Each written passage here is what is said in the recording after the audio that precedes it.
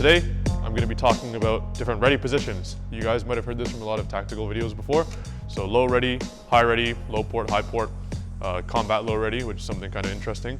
Oftentimes in airsoft games, you'll probably see people behind cover, or you'll be behind cover and you're not really sure what to do with your gun. It's always a good idea to have this ready to shoot. Unless you have like crazy arm endurance, you're not going to be able to hold the gun out like this for defending an objective for like 15 minutes at a time. It's possible, but not ideal. So what you want to do is you want to have your gun ready. So I'm just going to use this wall over here at this beautiful store as an example. What you don't want to do is you don't want to face your back towards the cover like this. Pretty obvious. You also don't want to be doing one of these where you're kind of like, I'm sure you guys have all seen that.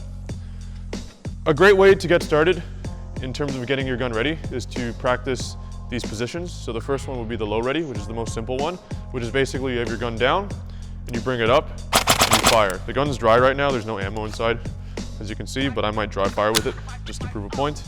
So the low ready, you want your gun kind of resting in the pocket of where you rest your stock, kind of between your chest muscle and your shoulder. And all you're gonna do is you're gonna bring the gun up like this and you're gonna shoot. And you notice that I try not to bring my head super down. You kind of just want to bring the gun up. And then you should have a perfect line of sight to save you time. Also, I know you guys might have caught this in my last video and I got called out for it. This isn't a low ready, like just flexing into it. A low ready is often quite a bit lower, so you have time to observe your surroundings if there's guys coming. So if you're behind some sort of cover, you can be in a low ready position, just looking around, making sure that you can see over your gun and that you can see what's coming. So we're just gonna do a really quick snap. So low ready, up, that. So what you wanna do is you wanna see your sight picture as soon as you bring the gun up, and then fire as soon as you're ready to fire. Try that again. The low ready is often considered like one of the fastest, and it's really easy because your gun doesn't need to break your body. The next two are going to be a little bit different because they involve breaking the gun over your shoulder or in the pocket of your shoulder. And that's called the high ready and the combat low ready. So the high ready is another one. It's not often as used as the low ready because it's more used for when you're going into tight spaces and we need to go right against cover. So don't go against cover like this, guys. Can't really bring your gun up. If you need to get really behind cover, the high ready is a great way to do it. So I'm going to demonstrate how to do this right here. So the high ready, you have to understand that this is a three-dimensional object. It's not attached to your shoulder at all times. So sometimes you'll see people doing high readies like this and then bring the gun down like this. That's not a high ready. I don't really know what that is. But a high ready involves breaking the gun from your shoulder, tucking the gun in the pocket of your shoulder and your armpit over here, and having the muzzle of the gun roughly around where the front sight or your optic would be. So you notice when I get ready to shoot from a high ready, I'm not bringing the gun down like this, I'm punching the gun out. And if you notice the translation of this and my optic, it's moving along a single plane, like that. So we're gonna try that.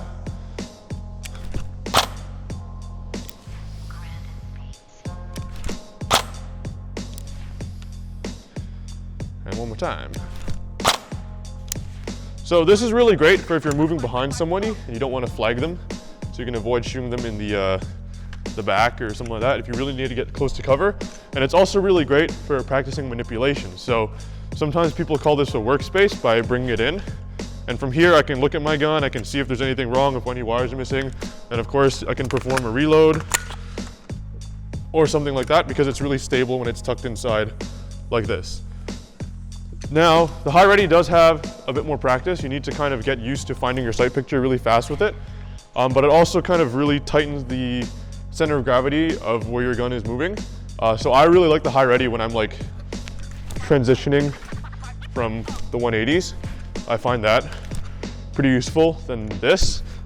I find like when my gun's attached like this, I have this kind of thing, even though it's down, it still feels like there's a pretty big mass swinging around. So when I bring it close, it's kind of like tucking in your legs when you're spinning on a chair. If you've ever done that as a kid, it makes you spin kind of faster.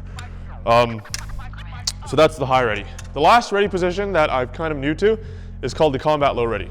And the combat low ready kind of combines both. So the combat low ready looks like this. So this ready is often done for when you're moving around door frames and in tight areas, much like low ready, and it can be used for kind of the similar purposes. However, it has some different uses. So a really great use for the combat low ready is you can still shoot someone from here. Unlike here, you can't really shoot anything but up. So if you're coming around, you can still shoot someone from there. So with the combat low ready, you bring the gun up and you punch it out like that, and you find your sights and then you fire. So I'm gonna try that.